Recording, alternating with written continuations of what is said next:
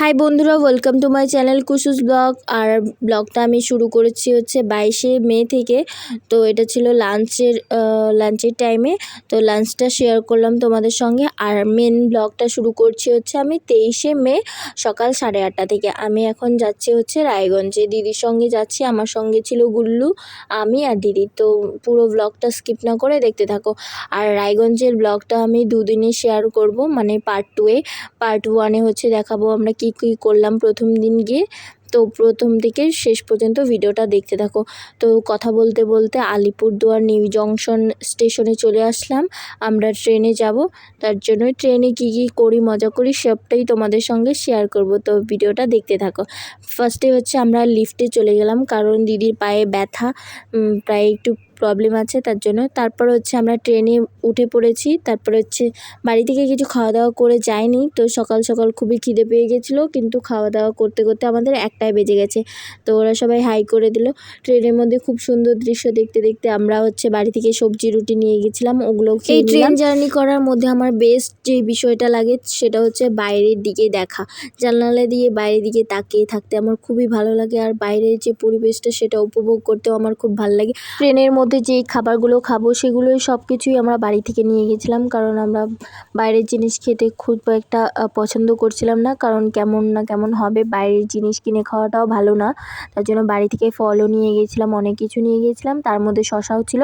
আর মানে ওই দিন গরম ছিল, মনে হচ্ছে 39°C। তো প্রচুর গরম ছিল, তাই শসা আমরা খেয়ে নিচ্ছিলাম। বাড়ি থেকে একটু নুন লঙ্কার গুঁড়ো নিয়ে নিয়েছিলাম, ওটা দিয়ে শসা খেয়ে নিয়েছিলাম। তারপরেই হচ্ছে 20-25 মিনিট পরে আবার খাওয়ার জন্য আম বের করে নিয়েছিলাম। আমটা ছিল হচ্ছে কাঁচা মিষ্টি আম, একটু টক টক মিষ্টি, খুবই টেস্টি ছিল। আমি আর দিদি তো অনেকটা আম খেয়েছি, গুল্লু এতটা খায়নি, কারণ ওর নাকি দাঁত টক হয়ে গেছিলো। দিদি এদিকে কেটে কেটে রাখছিল, আর আমি তো এদিকে নুন দিয়ে খেয়ে নিচ্ছিলাম। আমার তো এখনই দেখে জিভে জল চলে আসছে। আমার খুবই ভালো লাগে টক জিনিস খেতে।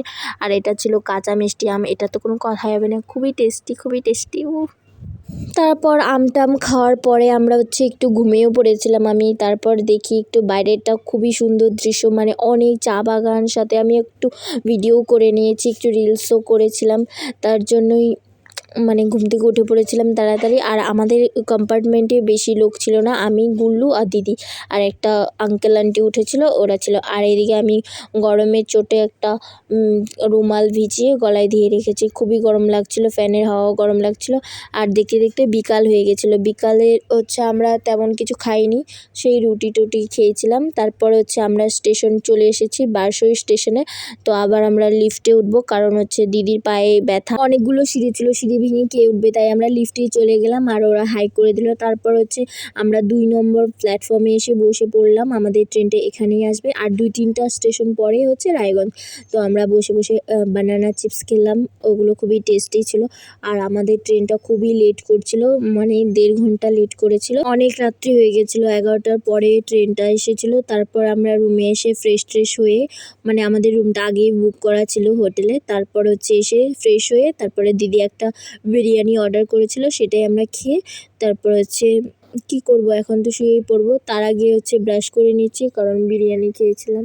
আর স্নানও করে নিয়েছি রাত্রেবেলা, খুবই গরম ছিল আর শরীরটাও খুবই ক্লান্ত ছিল। তো আজকে ব্লগটা ছিল এই পর্যন্ত। আর দেখা হচ্ছে তোমাদের সঙ্গে পরের ভিডিওতে, যেটা হচ্ছে রায়গঞ্জে আমরা পরের দিন কি করেছি। আর আজকের জন্য টাটা, শুভরাত্রি বন্ধুরা।